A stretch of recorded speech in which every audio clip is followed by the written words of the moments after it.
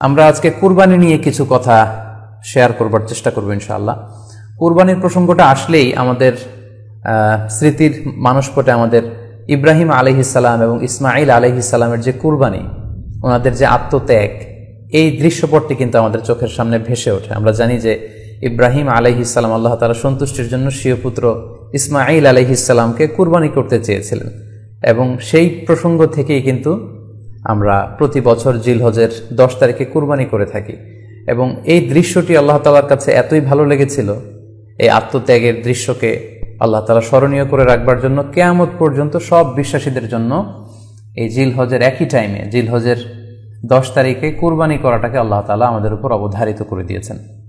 এই বিষয়টি সূরাতুস সাফফাতের 105 নম্বর আয়াতে আল্লাহ তাআলা এভাবে ইরশাদ করছেন, فلما بلغ معه السعي قال يا بني إني أرى في المنام أني أذبحك فانظر ماذا ترى। অর্থাৎ ইসমাঈল আলাইহিস সালাম যখন একটু বড় হলেন, বাবার সাথে হাঁটতে পারেন, দৌড়াদৌড়ি করতে পারেন, ঠিক তখন ইব্রাহিম আলাইহিস সালাম স্বপ্নে দেখলেন যে তিনি ইসমাঈল আলাইহিস সালামকে কুরবানি করছেন, এবং স্বপ্ন দেখেই তিনি সরাসরি ছেলের সাথে কনসালটেশনে গেলেন, পরামর্শ করলেন যে বাবা, আমি তো স্বপ্নে দেখেছি যে আমি তোমাকে কুরবানি করছি, ফানজুর মাযা তারা, what do you think about it, what's your opinion about it, তোমার মতামত কি সেটা তুমি আমাকে বলো। তখন সাইয়েদনা ইসমাঈল আলাইহিস সালাম অত্যন্ত সাহসিকতার সাথে বলিষ্ঠ একটি জবাব দিয়েছিলেন, সেটাও আল্লাহ তাআলা কোরআনে সরাসরি কোট করেছেন। তিনি বলেছিলেন, ক্বালা ইয়া আবাতি ফাআল মা তু'মার সাতাজিদুনি ইনশাআল্লাহু মিনাস সাবিরিন। অর্থাৎ, হে আমার সম্মানিত পিতা, আপনি যেমনটি স্বপ্নে দেখেছেন, আল্লাহ তাআলা আপনাকে যেমন আদেশ করেছে আপনি ঠিক তেমনটিই করুন, আপনি ভয় পাবেন না, ইনশাআল্লাহ আপনি আমাকে ধৈর্যশীলদের অন্তর্ভুক্ত পাবেন। একটু কি কল্পনা করা যায় যে সাইয়েদনা ইসমাঈল আলাইহিস সালাম, ছোট্ট শিশু, তিনি যখন শুনলেন যে বাবা তাকে কুরবানি করবে, জবাই করবে, তার প্রত্যুত্তরে তিনি বলেছিলেন, বাবা, আমি ভয় পাচ্ছি না, আমি আপনাকে নিয়ে চিন্তিত, আপনি ভয় পাবেন না, বরং আপনি যা আদিষ্ট হয়েছেন আপনি তাই করেন। কারণ নবীরা যখন স্বপ্নে কিছু দেখে, সেটা সাধারণ মানুষের মতো স্বপ্ন নয়, সেটা ওহী, সেটা আল্লাহর পক্ষ থেকে আদেশ। তো আপনি আমাকে ধৈর্যশীল পাবেন, আপনি ভয় পাবেন না। সাইয়েদনা ইব্রাহিম আলাইহিস সালাম ইসমাঈল আলাইহিস সালামকে কুরবানি করতে শুরু করলেন, জবাই করতে শুরু করলেন। আল্লাহ তাআলার কাছে দৃশ্যটি এত ভালো লাগলো, আল্লাহ তাআলা সাইয়েদনা জিবরাইল আলাইহিস সালামকে দিয়ে জান্নাত থেকে একটি বকরি বা মেষ পাঠিয়ে দিলেন। সাইয়েদনা ইসমাঈল আলাইহিস সালামকে ছুরির নিচ থেকে সরিয়ে ফেলা হলো, আর সেখানে ইসমাঈল আলাইহিস সালামের পরিবর্তে একটি জান্নাত থেকে আনা বকরি বা ছাগলকে সেখানে কুরবানি করা হলো। আল্লাহ তাআলা বললেন, কদ সাদ্দাকতা রুইয়া, ইব্রাহিম, তুমি তো তোমার স্বপ্নকে সত্যায়ন করেছো, বাস্তবে রূপান্তরিত করেছো, তুমি তো এই কঠিন পরীক্ষায় সফলতার সাথে উত্তীর্ণ হয়েছো। সাইয়েদনা ইব্রাহিম আলাইহিস সালাম পরীক্ষায় উত্তীর্ণ হলেন, এবং বাপ বেটার এই দৃশ্যায়নটি আল্লাহ তাআলার কাছে এত ভালো লেগেছে, আরশের উপর থেকে আল্লাহ তাআলা এত পছন্দ করেছেন ওনাদের স্যাক্রিফাইসকে, কুরবানিকে, কিয়ামত পর্যন্ত আমরাও যাতে কুরবানি করি, আল্লাহ তাআলা আমাদের জন্য এটাকে অবধারিত করে দিয়েছেন। সম্মানিত শুধু এখানে আমাদের জন্য সবচেয়ে বড় যে শিক্ষণীয় বিষয়, সেটি হচ্ছে সাইয়েদনা ইব্রাহিম আলাইহিস সালামের ঔরসে যখন ইসমাঈল আলাইহিস সালাম আসে, তখন তাফসীর এসেছে ইব্রাহিম আলাইহিস সালামের বয়স ছিল 86 বছর। Could you imagine that? 86 বছর বয়সে যখন একটা সন্তান আল্লাহ তাআলা ওনাকে দান করলেন, আল্লাহ তাআলা বললেন যে সেই সন্তানকে তুমি জবাই করো। আমরা অনেক দম্পতির কথা জানি, তাদের সন্তান হয় না, 15 বছর, 20 বছর, 25 বছর পর অনেক সময় তাদের সন্তান হয়। সেই সন্তানটাকে তারা কত পছন্দ করে, সেই বাচ্চাটাকে তারা কত আদর করে। তো 86 বছর বয়সে আল্লাহ তাআলা ইসমাঈল আলাইহিস সালামকে দান করেছিলেন। এই আদরের সন্তানটাকে আল্লাহ তাআলা বলেন, তুমি কুরবানি করো। কারণ এই বয়স্ক অবস্থায় যখন ইব্রাহিম আলাইহিস সালাম ইসমাঈল আলাইহিস সালামকে পেয়েছিলেন, তখন তিনি হৃদয়টাকে উজাড় করে দিয়ে নিজের ছেলেটাকে ভালোবাসতে শুরু করলেন, এবং হৃদয়ের ভালোবাসার জায়গাটার মধ্যে যে সিংহাসন, সেই সিংহাসনে তিনি ইসমাঈলকে বসিয়েছিলেন। আল্লাহ তাআলা চেয়েছিলেন যে ইসমাঈলকে সেখান থেকে সরিয়ে ওই ভালোবাসার সিংহাসনের জায়গাটাতে তুমি যেন আল্লাহ তাআলাকে স্থান দাও, এবং সেই পরীক্ষাটাই তিনি বেসিক্যালি সাইয়েদনা ইব্রাহিম আলাইহিস সালামের কাছ থেকে করেছিলেন, এবং সেই পরীক্ষায় সাইয়েদনা ইব্রাহিম আলাইহিস সালাম সফলতার সাথে উত্তীর্ণ হয়েছিলেন। অর্থাৎ আল্লাহ চেয়েছিলেন যে তোমার হৃদয়ের ভালোবাসার সবচাইতে বড় জায়গাটা হচ্ছে ইসমাঈলের, তোমার পুরো হৃদয়টা জুড়ে আছে ইসমাঈল। আমি চাই তুমি আমার সন্তুষ্টির জন্য এই ইসমাঈলকে বিলিয়ে দাও, এই ইসমাঈলকে কুরবানি করে দাও। সম্মানিত শুধু এই স্টোরিটা থেকে আমাদের জন্য শিক্ষা হচ্ছে যে সাইয়েদনা ইব্রাহিম আলাইহিস সালামের হৃদয়ের সবচাইতে পছন্দনীয় বিষয়টা ছিল ইসমাঈল। তিনি ইসমাঈল আলাইহিস সালামকে, নিজের ছেলেকে বেশি পছন্দ করতেন। ইব্রাহিম আলাইহিস সালামের হৃদয়ে যেমনি ইসমাইল ছিল, আমাদের প্রত্যেকের হৃদয়ে কিন্তু এরকম এক একটা ইসমাইল আছে, কল্পিত ইসমাইল, রূপক ইসমাইল। আমাদের কারো হৃদয়ের ইসমাইল হচ্ছে আমাদের টাকা পয়সা, আমাদের কারো হৃদয়ের ইসমাইল হচ্ছে আমার ব্যাংক ব্যালেন্স, আমাদের কারো হৃদয়ের ইসমাইল হচ্ছে আমার দামি গাড়ি, আমাদের কারো হৃদয়ের ইসমাইল হচ্ছে আমাদের যশ খ্যাতি, আমাদের ক্ষমতা প্রতিপত্তি। এগুলো আল্লাহ তাআলা চান আমাদের প্রত্যেকের যার যার হৃদয়ের ইসমাইল যেটা, সেটাকে আমরা আল্লাহ তাআলার সন্তুষ্টির জন্য উৎসর্গ করতে পারবো কিনা, আল্লাহ তাআলার খুশির জন্য, সেরেফ শুধুমাত্র আল্লাহ তাআলার জন্য আমার হৃদয়ের ইসমাইলটাকে আমি স্যাক্রিফাইস করতে পারবো কিনা। এই শিক্ষাটা দেওয়ার জন্যই বেসিক্যালি আল্লাহ তাআলা এই কুরবানিকে আমাদের জন্য প্রেসক্রাইব করেছেন। আল্লাহ তাআলা চান যে আমাদের হৃদয়ের পুরো জায়গাটা জুড়ে যেন আল্লাহ তাআলার সন্তুষ্টি, আল্লাহ তাআলার ভালোবাসা, আল্লাহকে যে আমরা ফিল করি, আল্লাহকে যে আমরা ভয় পাই, সেই জায়গাটাতে যেন আমরা আল্লাহ তাআলাকে রাখতে পারি। এটাই মূলত আল্লাহ তাআলা আমাদের কাছ থেকে চান। এবং আমাদের জীবনের সব কাজগুলোই হবে শুধুমাত্র কেবলমাত্র আল্লাহ তাআলার সন্তুষ্টির জন্য। এজন্য বিশ্বনবী সাল্লাল্লাহু আলাইহি ওয়াসাল্লামকে কিন্তু আল্লাহ রাব্বুল আলামিন শিখিয়ে দিয়েছেন যে কুল ইন্না সলাতি ওয়া নুসুকি ওয়া মাহইয়ায়া ওয়া মামাতি লিল্লাহি রাব্বিল আলামিন। হে নবী, আপনি বলুন যে আমার নামাজ, আমার কুরবানি, আমার জীবন, আমার মরণ সবটাই তো আল্লাহর জন্য। তাই আমাদের হৃদয়ে যদি আমরা আল্লাহকে স্থান দিতে পারি, আমাদের সব কিছু, সাইয়েদনা ইব্রাহিম আলাইহিস সালাম যেমনি নিজের প্রিয় পুত্র সন্তানকে কুরবানি করেছিলেন, ঠিক তেমনিভাবে আমাদের হৃদয়ের ইসমাইলটাকেও যদি আমরা আল্লাহ সন্তুষ্টির জন্য স্যাক্রিফাইস করতে পারি, কুরবানি করতে পারি, তাহলেই কিন্তু এই কুরবানির শিক্ষাটা আমাদের জন্য বাস্তবায়িত হবে বা সফল হবে। এবং এই শিক্ষাটা দেওয়ার জন্য আল্লাহ তাআলা এই কুরবানির বিধানকে আমাদের জন্য জারি করেছেন, যে আমাদের হৃদয়ে শুধু আল্লাহ তাআলার ভয় থাকবে। এবং এই যে আমরা কুরবানি করবে, কুরবানির রক্ত, গোশত, চামড়া কোনোটাই কিন্তু আল্লাহ তাআলার কাছে পৌঁছে না, পৌঁছে হচ্ছে আমাদের হৃদয়ের ভয়, তাকওয়াটা আল্লাহ তাআলার কাছে পৌঁছে। সূরাতুল হজ্জের 37 নম্বর আয়াতে আল্লাহ বলছেন, লা ইয়ানালাল্লাহা লুহুমুহা ওয়ালা দিমাউহা ওয়ালাকি ইয়ানালুহুত তাকওয়া মিনকুম। এই কুরবানির রক্ত, কুরবানির গোশত, এগুলো তো আল্লাহর কাছে পৌঁছে না, আল্লাহর কাছে পৌঁছে হচ্ছে তোমাদের তাকওয়া। আমরা কতটা ইখলাসের সাথে, কতটা আন্তরিকতার সাথে, কতটা আনুগত্যের সাথে আমাদের সম্পদ, আমাদের নিজেদেরকে আমরা আল্লাহর কাছে সোপর্দ করতে পেরেছি, আমরা কতটা আল্লাহর সমর্পিত বান্দা হতে পেরেছি, এটাই হচ্ছে এই কুরবানির শিক্ষা, যেটা সাইয়েদনা ইব্রাহিম আলাইহিস সালাম গোটা বিশ্ববাসীর জন্য নিদর্শন এই ঘটনার মধ্য দিয়ে কিন্তু আমাদের জন্য রেখে গিয়েছেন। তাই আমরা এই কুরবানির মধ্য দিয়ে এটা যেন ফিল করি যে আমাদের সবটুকু আমরা আল্লাহর জন্য বিলিয়ে দিতে প্রস্তুত আছি। সম্মানিত, শুধু এই কুরবানির দিনে ইয়ামুন নাহারে বা 10 জিলহজে আমরা যে কুরবানি উদযাপন করব, ঈদুল আজহা উদযাপন করব, এই দিনের সবচাইতে প্রিয় আমল হচ্ছে আল্লাহ তাআলার কাছে পশু জবাই করে, যেটা আমরা বলেছি ইব্রাহিম আলাইহিস সালামের সেই ঘটনার, সেই দৃশ্যায়নের পুনরাবৃত্তি আল্লাহ তাআলা সেটা দেখতে চান। আমরা পশু জবাই করে রক্ত প্রবাহিত করে দেয়া, এটা আল্লাহ তাআলার কাছে খুবই পছন্দনীয়। সুনানে তিরমিজিতে এসেছে, আয়েশা রাদিয়াল্লাহু তাআলা আনহা থেকে বর্ণিত, তিনি বলেন, আন্না রাসূলুল্লাহ সাল্লাল্লাহু আলাইহি ওয়াসাল্লাম ক্বাল, আল্লাহ রাসূল সাল্লাল্লাহু আলাইহি ওয়াসাল্লাম বলেছেন, মা আমিলা আদামিয়ুন মিন আমালিন ইয়াওমান নাহর আহাব্বা ইলাল্লাহি মিন ইহরাকিদ দাম। অর্থাৎ ইয়াউমুন নাহারে 10 জিলহজে পশুর কুরবানি দিয়ে সে পশুর রক্ত প্রবাহিত করে দেওয়ার চেয়ে শ্রেষ্ঠ কোনো আমল আল্লাহর কাছে হতে পারে না, এর চেয়ে কোনো প্রিয় আমল আল্লাহর কাছে নেই। তার মানে কুরবানির দিনে সবচাইতে প্রিয় আমল, আল্লাহর কাছে পছন্দনীয় আমল হচ্ছে কুরবানি করা। তাই আমাদের যাদের সাধ্য আছে আমরা যেন বেশি বেশি কুরবানি করি। সম্মানিত, শুধু আমরা জানি যে এই কুরবানিকে আল্লাহ তাআলা আমাদের উপর আবশ্যক করেছেন। কুরবানির হুকুম সম্পর্কে যদি বলি তাহলে বলবো যে এটা ওয়াজিব হানাফি স্কুল অফ থট অনুযায়ী, কিন্তু অন্যান্য মাযহাবে এটাকে সুন্নাতে মুআক্কাদা বলা হয়েছে। মেজরিটি স্কলাররা, জুমহুরুল ফুকাহা, ইমাম শাফিঈ, আহমদ এবং ইমাম মালিকদের মতে, তাদের মতে এটা হচ্ছে সুন্নাতে মুআক্কাদা। কিন্তু হানাফি মাযহাবে এই কুরবানি করা হচ্ছে ওয়াজিব। যেহেতু আমাদের বাংলাদেশে বেশিরভাগই হচ্ছে হানাফি মাযহাবের অনুসারী, সো এটা কিন্তু আমাদের জন্য অবধারিত। যাদেরকে আল্লাহ তাআলা সম্পদ দিয়েছেন, টাকা পয়সার মালিক বানিয়েছেন, স্বাবলম্বী করেছেন, আমাদের প্রত্যেকের উপর কিন্তু এই কুরবানি করাটা ওয়াজিব। যেহেতু কুরবানি একেবারে আমাদের সন্নিকটে, সো এই কুরবানি নিয়ে আমাদের মধ্যে অনেক ধরনের প্রশ্ন রয়েছে। খুব বেশি যে প্রশ্নটি করা হয়েছে সেটি হচ্ছে জানতে চাওয়া হয়েছে 7 ভাগে কুরবানি করা যাবে কিনা। এই ধরনের প্রশ্ন কিন্তু আমরা আগে শুনতাম না। রিসেন্টলি কিছু কিছু স্কলারদের আলোচনা বা এতে করে লোকজন হয়তো বিভ্রান্তিতে ভোগেন কিংবা একটা ধোঁয়াশা তৈরি হয়, ফলে এই প্রশ্নটি করা হচ্ছে। আমরা আবহমান কাল থেকে আমাদের প্রিয় মাতৃভূমি বাংলাদেশে হয়তো ছাগল কুরবানি দিয়েছি অথবা গরু কুরবানি দিয়েছি সর্বোচ্চ 7 ভাগে। সো এটা আমাদের সবার কাছে জানা ছিল এ নিয়ে আগে সংশয় ছিল না। ইদানিংকালে অনেকের মধ্যে এই বিষয়ে সংশয় জেগেছে। কেউ কেউ বলে থাকেন যে ভাগে যদি কুরবানি দেওয়া হয় 7 জনে মিলে, গরুতে বা মহিষে বা উটে, এই ভাগে কুরবানি হবে না, এটা অনেকে বলে থাকেন। এই কথাটি আসলে ঠিক নয়। আপনি যদি ভাগে কুরবানি দিতে চান এটি জায়েজ আছে, এবং একটি উটে বা মহিষে বা গরুতে আপনি সর্বোচ্চ 7টি ভাগে কুরবানি দিতে পারবেন ইনশাআল্লাহ। এ ব্যাপারে সহিহ মুসলিমের একটি হাদিসকে আমরা এখানে উল্লেখ করতে চাই।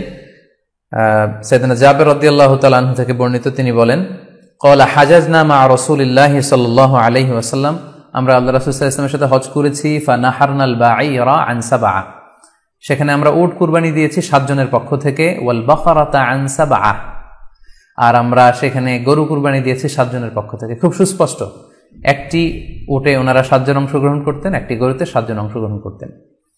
তো এই হাদিসের আলোকে অনেকে বলে থাকেন যে এটি হজের সময়, সফরের সময়, কিন্তু মুকিম অবস্থায় 7 ভাগে দেয়া যায় না। আসলে এই কথাটিও ঠিক নয়, কারণ সুনানে আবু দাউদের আরেকটি হাদিসে এসেছে যেখানে আল্লাহ রাসূল সাল্লাল্লাহু আলাইহি ওয়াসাল্লাম সুস্পষ্ট বলেছেন, সেখানে হজ বা কোনো সফরের উল্লেখ নেই। সেটা হচ্ছে জেনারেল স্টেটমেন্ট, অর্থাৎ আল বাকারাতু আন সাবআ, গরুতে সর্বোচ্চ 7 অংশ দিয়ে কুরবানি দেয়া যায়। ওয়াল জাযুরু আন সাবআ, আর উটের ক্ষেত্রেও সর্বোচ্চ 7 অংশ দিয়ে কুরবানি দেয়া যায়। তো এই হাদিস, দ্বিতীয় যে হাদিসটি উল্লেখ করলাম, এটা হচ্ছে জেনারেল স্টেটমেন্ট। সেখানে সফর মুকিম কোনো কথা বলা হয়নি। ইন জেনারেলি বলা হয়েছে যে উটে 7 ভাগ দেয়া যায়, গরুতে 7 ভাগ দেয়া যায়। সো আমরা যারা ভাগে কুরবানি দিচ্ছি 7 জন মিলে একটি গরু, আপনারা নিঃসন্দেহে সানন্দ চিত্তে নিশ্চিন্তে কুরবানি দিতে পারেন। সহিহ হাদিসের আলোকে এটি সাব্যস্ত, এতে কোনো সমস্যা নেই ইনশাল্লাহ। তবে ভাগে কুরবানিতে কিংবা যৌথ কুরবানিতে কয়েকটি বিষয় আমাদেরকে খেয়াল রাখতে হবে। নাম্বার 1 হচ্ছে নিয়ত। আপনাদের ইন্টেনশনটা ক্লিয়ার হতে হবে। প্রত্যেকেরই যাতে একই ইন্টেনশন থাকে, সবারই যাতে ইন্টেনশন থাকে যে শুধুমাত্র আল্লাহ তাআলা সন্তুষ্টির জন্য আমরা এই কুরবানি দিচ্ছি। এখানে কয়েকজনের যদি ইন্টেনশন থাকে যে আল্লাহ সন্তুষ্ট, অন্যজনের যদি নিয়তে ঝামেলা থাকে, তাহলে কিন্তু কুরবানিটা প্রশ্নবিদ্ধ হয়ে যাচ্ছে। কারণ ইন্নামাল আমালু বিন্নিয়াত, ইয়ানি ইন্নামা সাওয়াবুল আমালি বিন্নিয়াত, সমস্ত কাজের প্রতিদান দেয়া হবে আপনার ইন্টেনশন বা নিয়তের উপর ভিত্তি করে। সো এজন্য যারা খুব বেশি মুখলেস, খুব বেশি মুত্তাকি, তারা অনেক সময় যৌথ কুরবানি দিতে চান না। তাদের সামর্থ্য না থাকলে ছোট একটা ছাগল দিয়ে তারা একাকি কুরবানি দিতে চান। এটা safe, he want to be in the safer side. কারণ যৌথ কুরবানি দিতে দিতে যে কার মনে কি চিন্তা, কার মনে কি নিয়ত, আমরা কিন্তু কিছু জানি না। সো যদি যৌথ কুরবানি দেন, কুরবানির আগে সবাইকে এটা কনসার্ন করে দেওয়া, রিমাইন্ডার দেওয়া যে ভাই আমাদের কুরবানিটা হবে শুধুমাত্র কেবলমাত্র আল্লাহ তাআলা সন্তুষ্টির জন্য, অন্য কোনো নিয়তের জন্য না থাকে, তাহলে কিন্তু আমাদের কুরবানি বরবাদ হয়ে যাবে। এটা হচ্ছে প্রথম কনসার্ন। 2 নম্বর কনসার্ন হচ্ছে হালাল উপার্জন দিয়ে কুরবানি হতে হবে। যৌথ কুরবানিতে কেউ কেউ যদি এমন থাকে যাদের উপার্জন হালাল না, সেই কুরবানি কিন্তু আল্লাহ তাআলার দরবারে কবুল হবে না। সো এটা খুব গুরুত্বপূর্ণ একটা বিষয়। আরেকটা হচ্ছে লৌকিকতা। লৌকিকতা যদি থাকে তাহলেও কুরবানি কবুল হবে না। যৌথ কুরবানিতে কারো যদি এটা থাকে যে আমার গরুটা সবচেয়ে বড়, আমাদের গরুটা এলাকার সবচেয়ে বড় গরু, এবং সবাইকে বলে বেড়াচ্ছে যে এইবারের গরুটা সবচেয়ে বড় হয়েছে, আমার চেয়ে বড় গরু কেউ দিতে পারে না এই এলাকায়। তো এই জাতীয় যদি লৌকিকতা প্রবণতা কারোর মধ্যে থাকে, তাহলেও কিন্তু তার কুরবানি কবুল হবে না। সো যৌথ কুরবানি যদি আপনারা দিতে চান, এই বিষয়গুলো আমাদেরকে খেয়াল রাখতে হবে। আরো একটি প্রশ্ন খুব বেশি আমাদের কাছে জানতে চাওয়া হয়েছে, সেটা হচ্ছে কুরবানির সাথে আকিকা দেয়া যাবে কিনা। খুব বেশি আলোচনা হচ্ছে এই প্রসঙ্গটা যে কুরবানির সাথে আকিকা দিয়ে দেয়া যাবে কিনা। এক্ষেত্রে আমরা উত্তরে বলবো যে কুরবানি এবং আকিকা আপনাদের খেয়াল রাখতে হবে যে ভিন্ন দুটি ইবাদত।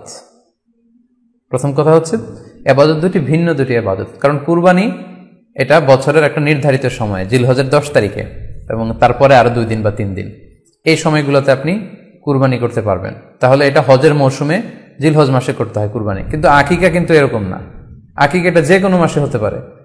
আকিকাটা হচ্ছে নবজাতক সন্তানের ভূমিষ্ঠ হওয়ার পরে শুকরিয়া স্বরূপ আল্লাহর কাছে যে কুরবানিটা করতে হয়, সেটাকে আমরা বলি আকিকা। হাদিসে এসেছে আকিকা। তো সেটা হচ্ছে সন্তান কখন ভূমিষ্ঠ হলো সেটার উপর নির্ভর করে। কারো সন্তান রমাদানে হতে পারে, কারো সন্তান জিলহজ মাসেও হতে পারে, শাওয়ালে হতে পারে, রজাবে হতে পারে। আকিকা হচ্ছে বাচ্চা যেদিন জন্মগ্রহণ করবে, সন্তান ভূমিষ্ঠ হওয়ার 7 দিন পরে। তাহলে ভিন্ন দুইটা ইবাদত, দুই সময়ের ইবাদত। নাম্বার 2, আকিকার ক্ষেত্রে আল্লাহ রাসূল সাল্লাল্লাহু আলাইহি ওয়াসাল্লাম বলেছে আনিল গুলামি শাতান ওয়া আনিল জারিয়াতি শাত, অর্থাৎ ছেলে হলে 2টি ছাগল দিয়ে আকিকা করো, এবং যদি মেয়ে হয় তাহলে 1টি ছাগল দিয়ে আকিকা করো। তো সেক্ষেত্রে কুরবানিতে কিন্তু এরকম বিধান নেই। কুরবানিতে কিন্তু একটি ছাগল দিয়ে আপনি কুরবানি করলে কুরবানি হয়ে যাচ্ছে, সেখানে 2টি ছাগল দেওয়া লাগবে এমন কোনো কথা নেই। তো এভাবে আমরা বুঝতে পারতেছি, খুবই স্পষ্টত কমন সেন্স খাটালেও আমরা বুঝতে পারতেছি, এবং আল্লাহ রাসূল সাল্লাল্লাহু আলাইহি ওয়াসাল্লামের ভাষ্যগুলো অনুসারে আমরা বুঝতে পারছি দুইটা দুই ধরনের ইবাদত। যদিও এই দুই ইবাদতে কিছুটা মিল আছে, কিন্তু দুইটা দুই সময়ের ইবাদত, দুইটা আলাদা দুটি উপলক্ষ, দুইটার আলাদা নির্ধারিত সময় রয়েছে। যেমন আকিকার ক্ষেত্রে সুন্নাহ হচ্ছে বাচ্চা যেদিন জন্মগ্রহণ করবে তার 7ম দিন শেষে 7 দিন পরে আপনি আকিকা করবেন। আল্লাহ রাসূল সাল্লাল্লাহু আলাইহি ওয়াসাল্লাম বলেছেন, কুল্লু গুলামিন মুরতাহানুন বিআকিকাতিহি তুযবাহু আনহু ইয়াওমা সাবিহি। প্রত্যেক সন্তানের আকিকা দিতে হয় তার 7ম দিনে, ওয়া ইউহলাকু ওয়া ইউসাম্মা, এবং 7ম দিনে মাথার চুল ফেলে দিতে হয়, তার সুন্দর একটি নাম রাখতে হয়। তাহলে আকিকার বিধান হচ্ছে সম্মানিত শুধু সন্তান জন্মগ্রহণ করার 7 দিন পরে। আমরা বুঝতে পারলাম আল্লাহ রাসূল সাল্লাল্লাহু আলাইহি ওয়াসাল্লামের ভাষ্য অনুযায়ী, কথা অনুযায়ী, কওল অনুযায়ী। এবার যদি আমরা আল্লাহ রাসূল সাল্লাল্লাহু আলাইহি ওয়াসাল্লামের আমল দেখি, ওনার ব্যক্তিগত আমল কি ছিল, সেক্ষেত্রে আমরা সহিহ ইবনে হিব্বানের একটি হাদিস উল্লেখ করব, যেটিকে ইবনে হাজার আল আসকালানি উনি ওনার ফাথুল বারিতে সহিহ হিসেবে উল্লেখ করেছেন। আয়েশা রাদিয়াল্লাহু তাআলা আনহার বর্ণনা, তিনি বলেন যে আক্কা রাসূলুল্লাহ সাল্লাল্লাহু আলাইহি ওয়াসাল্লাম আনিল হাসানি ওয়াল হুসাইনি ইয়াউমা সাবিঈ ওয়া সাম্মাহুমা। আল্লাহ রাসূল সাল্লাল্লাহু আলাইহি ওয়াসাল্লাম নিজে ওনার দৌহিত্র অর্থাৎ ওনার নাতি হাসান এবং হুসাইনের আকিকা নিজে করেছেন 7ম দিনে, এবং 7ম দিনে তাদের নাম রেখেছেন। একজনের নাম রেখেছেন হাসান, আরেকজনের নাম হুসাইন। অর্থাৎ হাসান রাদিয়াল্লাহু আগে জন্মগ্রহণ করেছিলেন, ওনার চেয়ে ছোট ছিল হুসাইন, উনি পরে জন্মগ্রহণ করেছেন। তো ওনাদের জন্মের পরে 7 দিন পরে আল্লাহ রাসূল সাল্লাল্লাহু আলাইহি ওয়াসাল্লাম ওনাদের আকিকা দিয়েছিলেন, এবং 7ম দিনে উনি আকিকাও দিয়েছেন এবং তাদের নামও রেখেছেন। তাহলে আল্লাহ রাসূল সাল্লাল্লাহু আলাইহি ওয়াসাল্লামের কওলি হাদিস, ওনার ভাষ্যমতে আমরা জানলাম উনি বলেছেন 7ম দিনে আকিকা দিতে হয়, এবং ওনার ব্যক্তিগত আমল থেকে আমরা জানতে পারলাম যে উনি ওনার 2 নাতির আকিকা দিয়েছেন 7ম দিনে এবং নাম রেখেছেন। তাহলে এ থেকে আমরা সুস্পষ্ট বুঝতে পারি যে আকিকা দিতে হয় সন্তান জন্মগ্রহণ করার 7 দিন পর, 7ম দিনে। যদিও তবারানিতে আরেকটি হাদিস এসেছে যেখানে বলা হয়েছে যে আকিকা 7ম দিনেও দেয়া যায়, 14তম দিনে দেয়া যায়, 21তম দিনে দেয়া যায়। যদি 7ম দিনে কেউ দিতে না পারে কোনো কারণে, তাহলে 14তম দিন, না পারলে 21তম দিন। তাহলে সুস্পষ্টভাবে উল্লেখ আছে যে আকিকার সময়সীমা 7ম দিনের কথা আমাদেরকে বলা হয়েছে। তো সেক্ষেত্রে আপনার সন্তান জন্মগ্রহণ করলে আপনি শুকরিয়া স্বরূপ কুরবানি করবেন, আত্মীয় স্বজনকে খাওয়াবেন, আকিকার গোশত নিজেরাও খাবেন। তো এটা যদি আপনি কুরবানির জন্য রেখে দেন, তাহলে তো সন্তান দুনিয়াতে আসার এই আনন্দটা থাকে না। একজন যখন সন্তান পায়, সে কেমন যেন আকাশের চাঁদ হাতে পায়। তো তখন তার 7 দিনের মধ্যে যে আনন্দটা থাকে, ওই দিন তার নাম রাখা হবে, আত্মীয় স্বজনরা আসবে, বাচ্চাকে দেখবে, দোয়া করবে, তখন আকিকা করে গোশত নিজে খাবেন, আত্মীয়দের খাওয়াবেন, পাড়া প্রতিবেশীদেরকে দিবেন। এটা হচ্ছে সন্তান ভূমিষ্ঠ হওয়ার উপলক্ষকে কেন্দ্র করে এই আকিকা। সো এটাকে কুরবানির সাথে মিক্স আপ করার কোনোই প্রয়োজন নেই, এবং এক্ষেত্রে সুস্পষ্ট গাইডলাইন হচ্ছে যে 7ম দিনে আকিকাটা দিতে হয়। সো আমরা যেন 7ম দিনে আকিকাটা দেই। তবে হ্যাঁ, এখন প্রশ্ন হচ্ছে 7ম দিনে কেউ দিতে পারেননি, 14তম দিনেও দিতে পারেননি, 21তম দিনেও দিতে পারেননি, হাতে টাকা ছিল না, সামহাও কোনো কারণে মিস করেছেন, তখন আপনি যখন সুযোগ হয় তখন করে দেন। ওই প্রেক্ষাপটে আপনি যদি কুরবানির সময়ও আকিকা দিয়ে দিতে চান, এটা আদায় হয়ে যাবে ইনশাল্লাহ, আশা করা যায় আদায় হয়ে যাবে, এবং এটা জায়েজ আছে। তবে এটা সুন্নাহ নয়। সুন্নাহ হচ্ছে 7ম দিনে আকিকা দেওয়া। পাশাপাশি গরু দিয়ে, মহিষ দিয়ে, উট দিয়ে আকিকা দেওয়াও কিন্তু সুন্নাহ নয়। আকিকা দেওয়া সুন্নাহ হচ্ছে ছাগল দিয়ে। সুন্নাহসম্মত হচ্ছে আকিকা 7ম দিনে দেয়া এবং ছাগল দিয়ে দেয়া। ছেলের ক্ষেত্রে 2টি ছাগল, মেয়ের ক্ষেত্রে 1টি ছাগল। আশা করি কুরবানির সাথে আকিকার প্রসঙ্গটি আপনাদের কাছে ক্লিয়ার হয়েছে। সম্মানিত শুধু এবার আমরা শুনবো আরো একটি মোস্ট আস্কড কোশ্চেন, কুরবানি না দিয়ে কুরবানির টাকা দান করে দিলে ওই সওয়াব পাওয়া যাবে কিনা। এই প্রশ্নগুলো কিন্তু আমরা আগে শুনতাম না। রিসেন্ট সময়ে, গত কয়েক বছর আগে আমরা খেয়াল করেছি যে তারকা জগতের কিছু লোক বা নাটক সিনেমা জগতের কিছু লোক এরকম ঘোষণা দিয়েছে যে আমরা টাকা বন্যার্থ লোকদেরকে দিয়ে দিলাম, আমরা কুরবানি দেব না। তো ওনাদেরকে আল্লাহ এত টাকা দিয়েছেন, ওনারা বন্যার্থ লোকদেরকেও সহায়তা করতে পারেন, আবার কুরবানিও করতে পারেন। সো একটা দিয়ে আরেকটা হবে না। আপনি যদি টাকা দান করে দেন, এটা সাদাকার সওয়াব হবে, কিন্তু কুরবানির সওয়াব কিন্তু আপনি পাবেন না। আল্লাহ রাসূল সাল্লাল্লাহু আলাইহি ওয়াসাল্লাম বলেছেন, কুরবানি করলে যেই প্রাণীটার কুরবানি করা হলো, ওই প্রাণী তার শিং নিয়ে, তার গায়ের পশম নিয়ে, পায়ের খুরগুলো নিয়ে কিয়ামতের ময়দানে দাঁড়াবে। সো এই সওয়াব থেকে কিন্তু আপনি বঞ্চিত হয়ে গেলেন। তাই এ ব্যাপারে সুস্পষ্ট কথা হচ্ছে, আপনি যদি কুরবানির টাকা দান করে দেন, দানের সওয়াব হবে, কিন্তু কুরবানির সওয়াব হবে না, এবং কুরবানির এই ওয়াজিব বিধানটিও কিন্তু আদায় হবে না। আপনার উদ্দেশ্য ভালো, কিন্তু আপনার পদ্ধতিতে সমস্যা। আপনার উদ্দেশ্য হচ্ছে যে বন্যা দুর্গত মানুষ, সাতক্ষীরাতে বা আশেপাশের জেলাগুলোতে বন্যায় মানুষ না খেয়ে মারা যাচ্ছে, আমি টাকাগুলো দান করে দেই, তাহলে বেশি তারা উপকৃত হবে। আমি বলবো যে আপনার যদি সামর্থ্য থাকে সেক্ষেত্রে আপনি বন্যার্থ লোকদেরকে দানও করেন, পাশাপাশি কুরবানিও করেন, দুই জিনিস। অথবা আপনি যদি শুধু কুরবানি করতে চান সেটাও আপনি করতে পারেন। আপনি কুরবানি করবেন, এতে করে কিন্তু আপনি যে দান করতে চান আপনার এই পারপাসটাও কিন্তু সার্ভ হবে। কিন্তু কুরবানির টাকা দান করে দিলে কখনো কুরবানি আদায় হবে না। আপনি যদি কুরবানি করেন এক্ষেত্রেও কিন্তু দরিদ্র জনগোষ্ঠীর বিশাল স্বার্থ এখানে আছে, কারণ বছরের একটা দীর্ঘ সময় ধরে এই সুবিধাবঞ্চিত মানুষগুলো কিন্তু আমিষের অভাবে তারা ভোগে, পুষ্টিহীনতায় ভোগে। তারা এমনও অনেক ফ্যামিলি আছে বছরে শুধু এই কুরবানির সময় এই মৌসুমটাতে তারা কিছু গোশত খেতে পারে। সো তাদের মধ্যে আপনি কুরবানি করে এই গোশত বিতরণ করতে পারেন। সো এই কোভিড-19 পিরিয়ডে আমাদের উচিত বেশি বেশি কুরবানি করা, কুরবানি করে এই অভুক্ত মানুষদের ঘরে ঘরে কুরবানির গোশত পৌঁছে দেয়া। তাহলে আপনি কুরবানির মাধ্যমে কিন্তু এই গোশত বিতরণ করে তাদের সহায়তা করতে পারলেন। পাশাপাশি যারা খামারি আছে, আপনি কুরবানি করলে এই তাই খামারিদের এই ব্যবসা প্রসেসেও কিন্তু আপনি অংশগ্রহণ করলেন। আপনি তাদের ব্যবসাতে, আল্লাহ তাআলা সুদকে হারাম করেছেন, ব্যবসাকে হালাল করেছেন, তাহলে ব্যবসার মতো একটা চমৎকার কাজেও আপনি সহায়তা করলেন কুরবানির মধ্য দিয়ে। আরও একটা গুরুত্বপূর্ণ বিষয় হচ্ছে, আমাদের গ্রাম বাংলায় কিন্তু আমাদের অনেক গরিব লোকজন আছে বা মা বোনেরা আছে যারা সারা বছর ব্যাপী ছাগল পালে এই আশায় যে কুরবানির সময় ছাগলটাকে বিক্রি করবে, অথবা গরু পালে।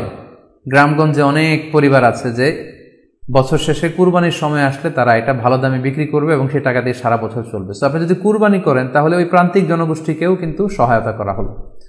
পাশাপাশি কুরবানির এই সময়গুলোতে হাজার হাজার কসাইদের একটা জীবিকার ব্যবস্থা হয়।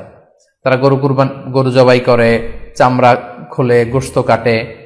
তো এই কুরবানির দিনগুলোতে কিন্তু হাজার হাজার কসাইদের হালাল জীবিকার একটা ব্যবস্থা হয়। কসাইরা কিন্তু কোটিপতি হয় না। সো আপনি এই কুরবানির প্রসেসটাকে যদি আরো বেশি প্রমোট করেন তাহলে এই কসাইদেরও কিন্তু একটা রিজিকের ব্যবস্থা হচ্ছে। আরো ইন্টারেস্টিংলি, কুরবানির যে চামড়া, পশুর যে চামড়া, এই চামড়াগুলো কিন্তু ইয়াতিমের হক, গরিবদের হক। সো আপনি কুরবানির চামড়া বিক্রি যদি করে দেন, চামড়া চাইলে আপনি ব্যবহার করতে পারেন, অথবা বিক্রি করলে এটা কিন্তু ইয়াতিমখানাতে, মাদ্রাসাগুলোতে, অভাবী মানুষদেরকে এই দামটা কিন্তু দিয়ে দিতে হয়। ফলে কুরবানির এই চামড়া থেকে কিন্তু মাদ্রাসাগুলো বা ইয়াতিম ছাত্রছাত্রীরা উপকৃত হচ্ছে। তাহলে এখানে অনেক বিষয় জড়িত। যদিও বর্তমান সময়ে চামড়া শিল্প ধ্বংস করার একটা বিশাল পায়তারা চলছে, চামড়ার দাম পড়ে যাচ্ছে। তো আমরা যদি কুরবানি না দেই আমাদের চামড়া শিল্প হুমকির মুখে পড়বে। এবং এই যে হাজার হাজার মাদ্রাসা এবং এতিমখানা আছে যাদের একটা বড় ইনকামের বা আয়ের উৎস হচ্ছে কুরবানির সময় এই চামড়ার টাকা। সো মানে with all this discussion it seems that through sacrifice you can contribute more. আপনি যদি কুরবানি করেন এবং এটা যদি বেশি বেশি করেন তাহলে আপনি যে চাচ্ছেন অসহায় মানুষদেরকে সহায়তা করতে, এটা আরো বেশি বেশি করা হলো, বেশি বেশি করা হলো। তাদেরকে গোশত বিতরণ করে আপনি সহায়তা করলেন, খামারিদেরকে ব্যবসার ক্ষেত্রে সহযোগিতা করলেন, গ্রামের যে নারীরা ছাগল পাললো, গরু পাললো তাদের সহায়তা করলেন, কসাইদের হালাল জীবিকার জন্য সহযোগিতা করলেন, মাদ্রাসার ইয়েতিম ছাত্রদেরকে আপনি সহায়তা করলেন। সো আমি বলবো যে কখনো এই ভুল সিদ্ধান্ত নেবেন না যে কুরবানির টাকা আমি দান করে দেব। না, আপনি কুরবানি করবেন, এতে আপনার কুরবানির ওয়াজিবও আদায় হবে, গরিবদেরকে সহযোগিতাও করা হবে। সেক্ষেত্রে যদি আপনি স্বাস্থ্য ঝুঁকি মনে করেন সেক্ষেত্রে আপনি সরাসরি হাটে যেতে না চাইলে অনলাইনে গরু ক্রয় করতে পারেন। আরো একটি সহজ পদ্ধতি আছে, সেটা হচ্ছে যারা শহুরে জীবন যাপন করছেন, শহরে আছেন, তারা চাইলে কিন্তু আপনার গ্রামের আত্মীয় স্বজনদের কাছে আপনার টাকা পাঠিয়ে দিয়ে কুরবানি আদায় করতে পারেন। টাকা পাঠিয়ে দিলে তারা আপনার পক্ষ থেকে ছাগল বা গরু কিনে কুরবানি করে তারা গোশত খেয়ে উপকৃত হলো, আশেপাশের গরিব আত্মীয় স্বজনদের মধ্যে বিতরণ করে এই কুরবানির প্রক্রিয়াটা আদায় হলো। এটাও খুব সহজে কিন্তু করা যেতে পারে। আর কুরবানির ক্ষেত্রে প্রতিনিধিত্ব জায়েজ আছে। অন বিহাফ অফ ইউ অন্য কেউ আপনার পক্ষ থেকে কুরবানি করতে পারবে, আপনি টাকা দিয়ে দিলেই হলো। আর যারা হাটে যে নিজে দেখে শুনে গরু ছাগল কিনে এনে নিজে কুরবানি করে সব ব্যবস্থাপনা করতে পারবেন, আয়োজন করতে পারবেন, সেটা সবচাইতে ভালো। সেটা তো নূরুন আলা নূর, এটা নিয়ে কোনো কথা নেই। আশা করি কুরবানির টাকা দিয়ে দিলে কুরবানি আদায় হবে কিনা এই ব্যাপারটিও আপনারা বুঝতে পেরেছেন। এবার আমরা আসি, আরেকটি প্রশ্ন আমাদের কাছে খুব বেশি এসেছে, সেটা হচ্ছে কুরবানির পশু অনলাইনে ক্রয় করা যাবে কিনা। খুবই রেলেভেন্ট একটি কোশ্চেন, যেহেতু এখন অনেকেই হাটে যেতে চাচ্ছেন না, অনলাইনে আমরা অনেক কেনাকাটা করি, ফলে অনলাইনে কুরবানির পশুটা ক্রয় করা যাবে কিনা এটা হচ্ছে প্রশ্ন। এক্ষেত্রে উত্তর হচ্ছে জি, অন্যান্য জিনিস আপনি যেমনি অনলাইনে ক্রয় করেন সেগুলো যেমনি জায়েজ, অনুরূপভাবে অনলাইনে কুরবানির পশুও ক্রয় করা জায়েজ। বিভিন্ন ডেইরি ফার্ম আছে, অ্যাগ্রো ফার্ম আছে এবং বিভিন্ন গরু ছাগলের খামার আছে।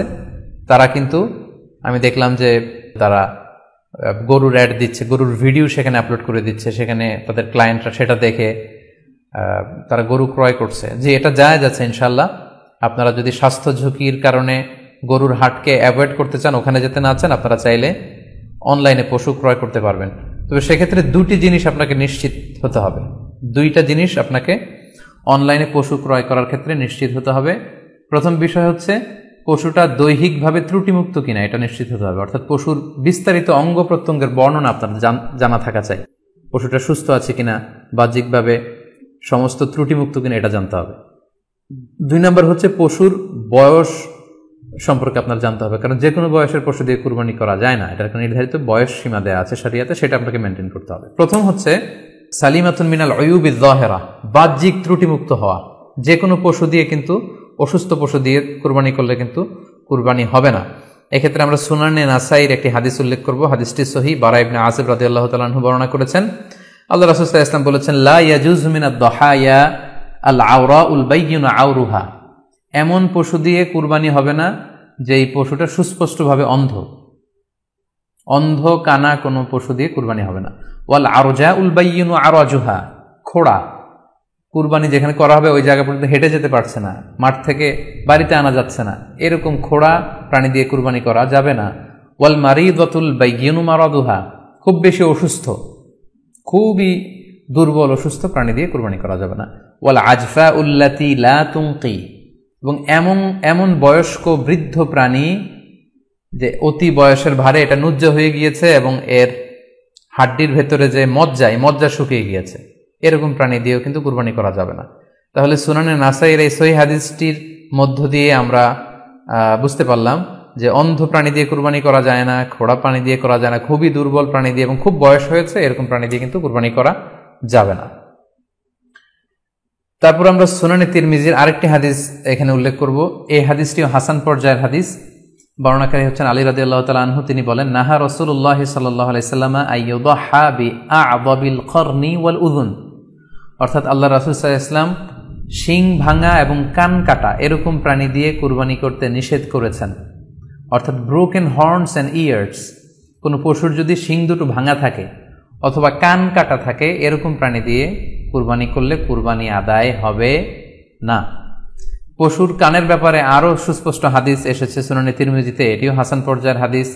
বর্ণনাকারী সাইয়েদনা আলী রাদিয়াল্লাহু তাআলা আনহু, তিনি বলেন যে নাহা রাসূলুল্লাহ সাল্লাল্লাহু আলাইহি ওয়াসাল্লাম আইয়ুদহা বিমুকাবালাহ আও মুদাবারাহ আও শারকা আও খরকা আও জাদআ, অর্থাৎ আল্লাহ রাসূল সাল্লাল্লাহু আলাইহি ওয়াসাল্লাম মুকাবালা মানে এমন প্রাণী যে প্রাণীর কানের সামনের অংশ কাটা, এরকম প্রাণী দিয়ে কুরবানি করা যাবে না। আও মুদাবারা, এমন প্রাণী যে প্রাণীর কানের পেছনের অংশ কাটা, সেটা দিয়ে কুরবানি করা যাবে না। আও শারকা, অথবা কানের মাঝখানে কাটা, দুই দিক ঝুলে আছে, করা যাবে না। আও খরকা, অথবা কানের ভেতরে ছিদ্র, পশুর কানে যদি ছিদ্র থাকে, কেটে যে ছিদ্র হয়ে গিয়েছে, ড্রিলড হয়ে গিয়েছে, সেই প্রাণী দিয়ে কুরবানি করা যাবে না। আও জাদা, অথবা নাক কাটা, এরকম প্রাণী দিয়ে কুরবানি করা যাবে না। তাহলে আল্লাহ রাসূল সাল্লাল্লাহু আলাইহি ওয়াসাল্লামের ভাষ্যমতে এই প্রাণীগুলো দিয়ে কুরবানি করা যাবে না। ফলে আপনি অনলাইনে যদি পশু ক্রয় করতে চান, আপনার যে পশুটা ক্রয় করবেন এটা বাহ্যিকভাবে সুস্থ আছে কিনা, অঙ্গ প্রত্যঙ্গের বিস্তারিত বর্ণনা ভিডিওতে আপনাকে ক্রস চেক করে এবং বাড়িতে আনার পরে সেটাকে দেখে এই পারচেজটা আপনাকে নিশ্চিত করতে হবে। 2 নম্বর খেয়াল রাখবার বিষয় হচ্ছে পশুর বয়স। কুরবানির পশুর একটা নির্ধারিত বয়স সীমা আছে। সেক্ষেত্রে উটের জন্য 5 বছর হওয়া লাগবে কমপক্ষে, গরু বা মহিষের ক্ষেত্রে কমপক্ষে 2 বছর হতে হবে এবং ছাগলের ক্ষেত্রে কমপক্ষে 1 বছর হতে হবে। আবার বলছি, উট 5 বছর, গরু 2 বছর এবং ছাগল 1 বছর। তবে মেষ বা ভেড়া, দুম্বা এগুলো যদি 6 মাসের হয়, দেখতে যদি মোটা সোটা হয়, 1 বছরের মতো মনে হয়, তাহলে সেগুলো দিয়েও কুরবানি করা যাবে। সেক্ষেত্রে পশুর যে দাঁত আছে, নিচের পাটের যে পশুর দাঁত, এই দাঁতগুলোর পাশে 2টা ধারালো দাঁত থাকে, এগুলো উঠেছে কিনা এগুলো দেখে দেখে আপনারা পশুর বয়সকে নির্ণয় করতে পারবেন। তাহলে অনলাইনে ক্রয়ের ক্ষেত্রে আমাদের উত্তর হচ্ছে যে অনলাইনে আপনি পশু ক্রয় করতে পারবেন। সেক্ষেত্রে আপনাকে 2টি বিষয়ে খুব খেয়াল রাখতে হবে। এক হচ্ছে পশুর অঙ্গ প্রত্যঙ্গ ঠিক আছে কিনা, বাহ্যিকভাবে সব ধরনের ত্রুটিমুক্ত কিনা। 2 নম্বর হচ্ছে পশুর বয়স। এই 2টি জিনিস যদি আপনি এনশিওর করেন, আপনি অনলাইনে পশু ক্রয় করে সেটা দিয়ে কুরবানি করলে কুরবানি হয়ে যাবে ইনশাল্লাহ, কোনো সমস্যা নেই। আরও একটি প্রশ্ন আমাদের কাছে খুব বেশি এসেছে, সেটা হচ্ছে কুরবানি কি পুরো পরিবারের পক্ষ থেকে একজন দিতে হবে নাকি সামর্থ্যবান প্রত্যেকের দিতে হবে? আই রিপিট, আমি আবার বলছি, প্রশ্নটি হচ্ছে যে অনেকে এই প্রশ্নটি করেছেন যে পুরো পরিবার থেকে একজন দিলে হয়ে যায় নাকি সামর্থ্যবান প্রত্যেকের দিতে হয়। সম্মানিত দিনী ভাই এবং বোনেরা, এটি একটি মতবিরোধপূর্ণ মাসআলা, অর্থাৎ এই মাসআলার ক্ষেত্রে স্কলারদের মধ্যে মতভেদ পাওয়া যায়। এক্ষেত্রে দুইটি মতামত। একদল স্কলার বলেছেন যে এটা পরিবারের পক্ষ থেকে একজন দিলে আদায় হয়ে যাবে, অপর মতামত হচ্ছে যে না, সামর্থ্যবান প্রত্যেকেরই দিতে হবে। আমরা দুইটি মতামত নিয়ে আলোচনা করি। প্রথম মত হচ্ছে যে এক পরিবারের পক্ষ থেকে একজনই যথেষ্ট। এই মতামতটিও দলিলের দিক থেকে বেশ শক্তিশালী। সেক্ষেত্রে আমরা মেহনাফ ইবনে সুলাইম রাদিয়াল্লাহু তাআলা আনহুর বর্ণিত একটি হাদিস সুনানে আবু দাউদে এসেছে, হাদিসটি হাসান পর্যায়ের হাদিস। তিনি বলছেন, ও নাহনু উকুফুন মা রাসূলিল্লাহ বিআরাফাতিন, আমরা রাসূল সাল্লাল্লাহু আলাইহি ওয়াসাল্লামের সাথে 9 জিলহজ আরাফার ময়দানে ছিলাম। ক্বালা, তখন আল্লাহ রাসূল সাল্লাল্লাহু আলাইহি ওয়াসাল্লাম আমাদেরকে বলেছেন, ইয়া আইয়ুহান নাস, হে মানব সকল, ইন্না আলা কুল্লি আহলি বাইতিন ফি কুল্লি আমিন উদহিয়া, অর্থাৎ প্রত্যেকটি, আল্লাহ রাসূল সাল্লাল্লাহু আলাইহি ওয়াসাল্লাম বলেছেন প্রত্যেকটি ফ্যামিলির জন্য প্রতি বছর একটি কুরবানি ওয়াজিব হয়। আমি আবার বলছি, প্রত্যেক ফ্যামিলির জন্য প্রতি বছর কুরবানি দিতে হয় কয়টি? একটি। তাহলে কুরবানি পরিবারের পক্ষ থেকে একটি দিলেই আদায় হয়ে যাবে। সুনানি তিরমিজির আরো একটি হাদিস আমরা এখানে উল্লেখ করতে পারি। এই হাদিসটিও সহিহ। সাইয়েদনা আতা ইবনে ইয়াসার রাদিয়াল্লাহু তাআলা আনহু, উনি আবু আইয়ুব আল আনসারী রাদিয়াল্লাহু তাআলা আনহুকে জিজ্ঞেস করেছিলেন যে কাইফা কানাতিল উদহিয়া ফি আহদি রাসূলিল্লাহ, হে আল্লাহর নবীর সাহাবী, আল্লাহ রাসূল সাল্লাল্লাহু আলাইহি ওয়াসাল্লামের জামানাতে কুরবানি কেমন হতো, কিভাবে তারা কুরবানি দিতেন? তো আবু আইয়ুব আল আনসারী রাদিয়াল্লাহু তাআলা আনহু বলেছেন, কানা রাজুলু ইউদাহি বিশাতি আনহু ওয়া আন আহলিহি, আল্লাহ রাসূল সাল্লাল্লাহু আলাইহি ওয়াসাল্লামের সময়কালে লোকজন একটি ছাগল কুরবানি দিত তার পক্ষ থেকে এবং তার ফ্যামিলির পক্ষ থেকে। আনহু ওয়া আন আহলিহি, তার নিজের পক্ষ থেকে এবং ফ্যামিলির পক্ষ থেকে। অর্থাৎ এই হাদিসগুলোর আলোকে বোঝা যায় যে পুরো পরিবারের পক্ষ থেকে একজন কুরবানি দিয়ে দিলেই আদায় হয়ে যাবে। স্বামীও চাকরি করেন, স্ত্রীও চাকরি করেন, স্বামীরও টাকা আছে, স্ত্রীর টাকা আছে, দুইজনের আলাদা করে দিতে হবে না। স্বামী যদি একটা ছাগল কুরবানি দিয়ে দেয় তাহলে স্ত্রীর পক্ষ থেকে, পুরো ফ্যামিলির পক্ষ থেকে কুরবানি আদায় হয়ে যাবে। এই হাদিসগুলোর আলোকে বোঝা গেল। দ্বিতীয় আরেকটি মত আছে, সেই মতটি হচ্ছে প্রত্যেক সামর্থ্যবানের উপর ওয়াজিব। এটি ইমাম আবু হানিফার মত এবং আমাদের বাংলাদেশে এটিরই প্রচলন হয়ে এসেছে। আমরা এই মতামতটিকেই বেশি আমরা শুনে থাকি সব জায়গায়, যে যারাই সামর্থ্যবান প্রত্যেকের আলাদাভাবে দিতে হয়। স্বামী সামর্থ্যবান হলে স্বামীর দিতে হবে, স্ত্রী সামর্থ্যবান হলে স্ত্রীকে দিতে হবে, ছেলেরা হলে ছেলের দিতে হবে। এটা প্রত্যেকের আলাদাভাবে ইন্ডিভিজুয়ালি দিতে হয়। এবং সেক্ষেত্রে ওনারা দলিল দিচ্ছেন সুনান ইবনে মাজার একটি হাদিস, হাদিসটি সহিহ, যেখানে আল্লাহ রাসূল সাল্লাল্লাহু আলাইহি ওয়াসাল্লাম বলেছেন, মান কানা লাহু সাআহ, যার সামর্থ্য আছে কিন্তু ওয়ালাম ইউদাহি, সামর্থ্য থাকার পরেও সে কুরবানি দেয় না, ফালা ইয়াকরাবান্না মুসাল্লানা, সেজন্য ঈদুল আজহার দিন আমার ঈদগাহে না আসে নামাজ পড়তে। আল্লাহ রাসূল সাল্লাল্লাহু আলাইহি ওয়াসাল্লাম হুঁশিয়ারি বাণী ঘোষণা করেছেন, ধমক দিয়েছেন যে সামর্থ্য থাকার পরেও যে কুরবানি দেয় না সেজন্য আমার ঈদগাহে না আসে। এই হাদিসের আলোকে ওনারা বলেছেন মান কানা লাহু সাআহ, যার সামর্থ্য আছে। ওনারা বলছেন যে এটা ইন জেনারেল, ব্যাপক, যারই সামর্থ্য আছে তাকেই দিতে হবে। সো এখানে বাস্তবতা হচ্ছে দুই পক্ষেরই খুব ভ্যালিড দলিল আছে। আর কোনো মাসালার ক্ষেত্রে যখন মতবিরোধ থাকে, দুই পক্ষেরই দলিল থাকে, সেক্ষেত্রে বাড়াবাড়ি করাটা অনুচিত। বরং এটা হচ্ছে ইসলামের সৌন্দর্য, এখানে প্রশস্ততা রয়েছে। সো যারা মনে করে যে ফ্যামিলির পক্ষ থেকে একজন কুরবানি দিলেই আদায় হয়ে যাবে, তাদেরও দলিল আছে, তাদেরকে সেটা করতে দেওয়া উচিত। তবে আমরা এটাকেই সাজেস্ট করি যে প্রত্যেক সামর্থ্যবানের উপর কুরবানি দেওয়া উচিত। এতে করে যিনি কুরবানি দিবেন উনি সওয়াব পেয়ে উপকৃত হলেন, আবার উনি কুরবানি দেওয়ার কারণে গোশত বিতরণ করলেন, ফলে গরিবরা উপকৃত হলো। সো সামর্থ্যবান প্রত্যেকেরই উচিত বেশি বেশি কুরবানি দেয়া। আশা করি এই মাসালাটাও আপনারা বুঝতে পেরেছেন। এ পর্যায়ে আমরা অল্প কয়েকটি রিমাইন্ডার আপনাদের সাথে শেয়ার করে আজকের আলোচনাটুকু আমরা এখানেই জবনিকা টানবো, এখানে আমরা আলোচনাটি শেষ করবো ইনশাআল্লাহ। প্রথম যে রিমাইন্ডারটি আপনাদের সাথে আমি শেয়ার করতে চাই সেটি হচ্ছে, সম্মানিত সুধী, আমরা অনেকেই বাজার থেকে পশু আনার সময় বা কুরবানি করার সময় পশুর সাথে অনেক বেশি অমানবিক আচরণ করি। এতে করে কিন্তু আপনার কুরবানিটা, পুরো কুরবানির প্রক্রিয়াটাই প্রশ্নবিদ্ধ হয়ে যেতে পারে। তাই আজকের লাইভের মধ্য দিয়ে যারাই আপনারা যুক্ত হয়েছেন, আমি সবাইকে বলছি আমরা যাতে পশুর সাথে মানবিক আচরণ করি। কুরবানির পশুর সাথে এমন কোনো আচরণ যাতে না করি যাতে ওর কষ্ট না হয়, আমরা যেন এটা খেয়াল রাখি। বিশেষ করে জবাই করার আগে পশুকে ভালোভাবে রশি দিয়ে বেঁধে নেয়া এবং ছুরিটা যেই ছুরি দিয়ে জবাই করা হবে সেটা খুব ধারালো থাকা। আল্লাহ রাসূল সাল্লাল্লাহু আলাইহি ওয়াসাল্লাম কিন্তু এই দিক নির্দেশনা আমাদেরকে দিয়েছেন। সুবহানাল্লাহ, ইসলাম যে কতটা চেক অ্যান্ড ব্যালেন্স, কতটা ভারসাম্যপূর্ণ জীবন বিধান। আল্লাহ রাসূল সাল্লাল্লাহু আলাইহি ওয়াসাল্লাম সহিহ মুসলিমের বর্ণনায় তিনি বলছেন, ইযা যাবাহতুম ফাআহসিনু যিবহা, তোমরা যখন জবাই করবে সেখানেও তোমরা ইহসান করো। কেননা আল্লাহ তাআলা সব জায়গায় ইহসানকে অবধারিত করেছেন। আমরা জীবনে যাই করব না কেন সেটা ইহসানের সাথে করতে হবে। তো পশুটাকে কিন্তু আমি জবাই করব, স্লটার করব, আল্লাহ রাসূল সাল্লাল্লাহু আলাইহি ওয়াসাল্লাম বললেন যখন স্লটার করবে, জবাই করবে, তখনও সেটার প্রতি ইহসান করে তোমরা জবাই করো না। ওয়া ইযা যাবাহতুম ফাআহসিনু যিবহা, সেক্ষেত্রেও তোমরা সফট হার্টেড হও, সেটাকে ইহসানের সাথে জবাই করো। কিভাবে ইহসানের সাথে জবাই করবে? ওয়ালিয়ুহিদ্দা আহাদুকুম শাফরাতাহু ওয়ালিয়ুরিহ যাবিহাতাহু, তোমরা তোমাদের ছুরিটা খুব বেশি করে ধারালো করে নাও, যাতে করে খুব স্মুথলি স্লটারিংটা হয়ে যায়, খুব স্মুথলি কুরবানিটা তাড়াতাড়ি হয়ে যায়, যাতে প্রাণীটার কষ্ট না হয়। আমরা প্রায়ই আমাদের বেখেয়ালে বা অবহেলাবশত কুরবানির পশু ট্রাক থেকে নামানো, হাট থেকে নিয়ে আসা, এমনভাবে আমরা কুরবানির পশুর সাথে ট্রিট করি, এতে করে কিন্তু অনেক অমানবিক আচরণ আমাদের দ্বারা প্রকাশ পেয়ে যায়।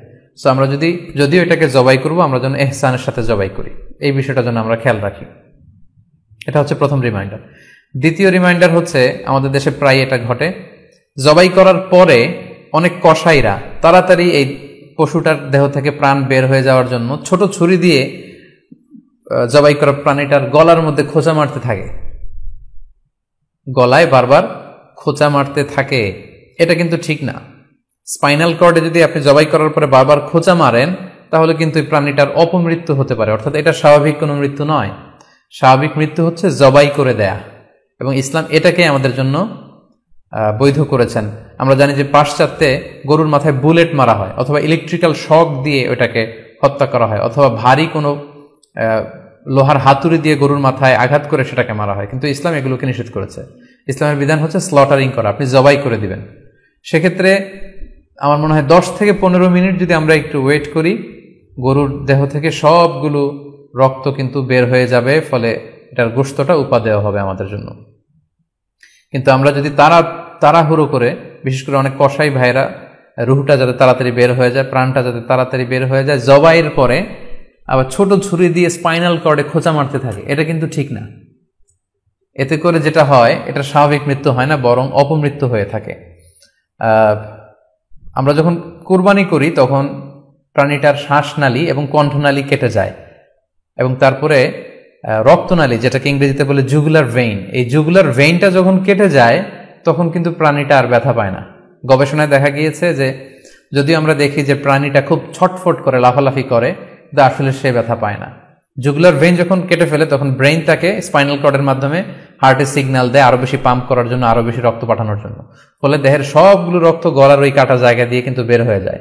কিন্তু ওই মুহূর্তে আপনি যখন ছোট ছুরি নিয়ে এটার স্পাইনাল কর্ডে খোঁচাখুচি করতে শুরু করেন, তখন কিন্তু এটার অপমৃত্যু ঘটে, এটার স্ট্রোক হতে পারে, এটা হার্ট অ্যাটাক করে মারা যেতে পারে। তাহলে সেটা কিন্তু স্বাভাবিকভাবে জবাইয়ের মধ্যে দিয়ে মৃত্যুবরণ করলো না, বরং হার্ট অ্যাটাক করে বা স্ট্রোক করে সেটা মারা গেল। তখন কিন্তু আপনার কুরবানিটা প্রশ্নবিদ্ধ হয়ে যেতে পারে।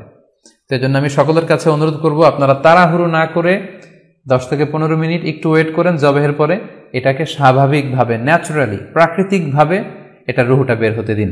তা না হলে আমাদের কুরবানি কিন্তু প্রশ্নবিদ্ধ হয়ে যেতে পারে। 3 নম্বর রিমাইন্ডার হচ্ছে, আমাদের বাংলাদেশের অনেক জেলায় আমরা হিন্দু মুসলমান একসাথে থাকি। আমার কাছে নিউজ এসেছে যে অনেক জায়গায় অনেকে হিন্দুদের মন্দিরের সামনে কুরবানির গরু জবাই করে। এটা ঠিক না, কারণ আমরা জানি যে ওরা এই গরুর পূজা করে থাকে। সো আমরা এমন কিছু করব না যেটা ওদেরকে খুব বেশি কষ্ট দিবে। সো অনেকে শুনেছি যে উস্কানিমূলকভাবে তারা একটু দেখিয়ে দিতে চায় বা তাদের উপর প্রতিশোধ নিতে চায়। এরকম করে অনেক সময় হিন্দুদের বিভিন্ন গ্রামে মন্দিরের সামনে এই কুরবানির ব্যবস্থাপনা করা হয়। আমি বলবো যে আমরা এটা যাতে না করি। আমরা হিন্দুদের যে উপাসনালয় আছে, আমাদের হিন্দু ভাইদের উপাসনালয়গুলোকে স্কিপ করে এমন জায়গায় কুরবানি করব যাতে করে তাদের এই দৃশ্য দেখা না লাগে, এবং তাদের ইবাদতগাহের সামনেও যাতে আমাদের এরকম পরিস্থিতি তৈরি করতে না হয়। আমরা যাতে সাম্প্রদায়িক সম্প্রীতি আমাদের ইবাদতের মধ্য দিয়ে বজায় রাখতে পারি, এবং কোনো ধরনের উস্কানিমূলক কর্মকাণ্ডে যেন আমরা কখনোই যুক্ত না হই। 4 নাম্বার এবং সবচাইতে গুরুত্বপূর্ণ পয়েন্ট হচ্ছে, জি খেয়াল করে শুনুন, আপনাকে বলছি, 4 নম্বর পয়েন্ট হচ্ছে যে জবাইয়ের স্থান এবং বর্জ্য কুরবানির পরে এটাকে নিজ দায়িত্বে পরিচ্ছন্ন করুন। আই রিপিট, আমি আবার বলছি, যেখানে আপনি কুরবানি করলেন সেটাকে এবং এই যে বর্জ্য ময়লা এটা নিজ দায়িত্বে আপনি ক্লিন করুন। সিটি কর্পোরেশনের ভাইয়েরা সরকারি তত্ত্বাবধানে সারা বাংলাদেশের এই সব বর্জ্য আসলে পরিষ্কার করা সম্ভব না। জরিপে এসেছে যে 50 লক্ষ গরু জবাই করা হয় প্রত্যেকটা কুরবানির ঈদে। তো সেক্ষেত্রে আমাদেরকে দায়িত্বশীল হতে হবে। কুল্লুকুম রাঈন ওয়া কুল্লুকুম মাসউলুন আন রাইয়াতিহি। আল্লাহ রাসূল সাল্লাল্লাহু আলাইহি ওয়াসাল্লাম বলেছেন, তোমরা প্রত্যেকে দায়িত্বশীল আর তোমাদের প্রত্যেকের দায়িত্বের ব্যাপারে কিয়ামতের ময়দানে আল্লাহ তাআলা কিন্তু তোমাদেরকে জিজ্ঞেস করবে। তাই আমরা যেন নিজ দায়িত্বে এই কুরবানির করার স্থান এবং বর্জ্য যেন পরিষ্কার করি। ব্লিচিং পাউডার দিয়ে বেশি করে পানি মেরে আমরা যেন পরিষ্কার পরিচ্ছন্ন রাখি, কারণ আত-তুহুরু শাতরুল ঈমান, পরিষ্কার পরিচ্ছন্নতা এটা হচ্ছে ঈমানের অঙ্গ। এই বিষয়টা জানে আমরা খুব গুরুত্বের সাথে নেই এবং নিজ নিজ কুরবানি আমরা যেখানে দিলাম সেই জায়গাটা যেন আমরা পরিষ্কার করি। বিশেষ করে বিভিন্ন সংস্থা যারা অনেক অনেক কুরবানি করবেন, ভলান্টিয়ারলি বিভিন্ন কুরবানি করে কুরবানির গোশত বিতরণ করবেন, আপনারা এরকম ভলান্টিয়ারলি ক্লিনলিনেস ক্যাম্পেইন করতে হবে, যাতে কোনো ধরনের রক্ত, ময়লা, বর্জ্য, আবর্জনা না থাকে। এই ব্যাপারটাকে যেন আমরা খেয়াল রাখি। সর্বশেষ হচ্ছে, অনেকে জিজ্ঞেস করেন যে ফ্রিজে রাখা যাবে কিনা। জি, কুরবানির গোশত ফ্রিজে রাখা যাবে। ইবনে আব্বাস রাদিয়াল্লাহু তাআলা আনহুর মত অনুযায়ী 3 ভাগ করা উত্তম, তবে এটা আবশ্যক নয়। আপনি 1 ভাগ নিজে খাবেন, 1 ভাগ আত্মীয় স্বজন প্রতিবেশীদের দিবেন, আরেক ভাগ গরিব দুঃখীদের মাঝে বন্টন করে দিবেন, এটা উত্তম, কিন্তু এটা আবশ্যক নয়। পুরো গোশত যদি আপনার লেগে যায় আপনি ভোগ করতে পারেন, আর যদি আপনার কাছে অতিরিক্ত গোশত থাকে এটা আপনি আত্মীয়দের দান করুন, গরিব আত্মীয়দের আপনি উপহার দিন, গরিব মিসকিনদের, সুবিধা বঞ্চিত মানুষদেরকে আপনি এগুলো দান করুন। কারণ সূরাতুল হজ্জের 28 নম্বর আয়াতে আল্লাহ তাআলা বলেছেন, ফাকুলু মিনহা ওয়া আত'ইমুল বাঈসাল ফাকির, তোমরা কুরবানির এই গোশত নিজেরাও খাও এবং অভাবী লোকদেরকে দাও। এবং সহিহ বুখারীতে আল্লাহ রাসূল সাল্লাল্লাহু আলাইহি ওয়াসাল্লামের একটি বর্ণনা, আল্লাহ রাসূল সাল্লাল্লাহু আলাইহি ওয়াসাল্লাম বলেছেন, কুলু ওয়া আত'ইমু ওয়াদাখিরু, অর্থাৎ কুরবানির গোশত তোমরা খাও, ওয়া আত'ইমু মানে অন্যদের খাওয়াও, ওয়াদাখিরু এবং তোমরা এটাকে প্রিজার্ভ করে রাখো বা জমা করেও রাখতে পারো। অর্থাৎ আপনি চাইলে ফ্রিজে রাখতে পারবেন, আপনি পরবর্তীতে খেতে চাচ্ছেন আপনি রাখতে পারবেন ইনশাআল্লাহ।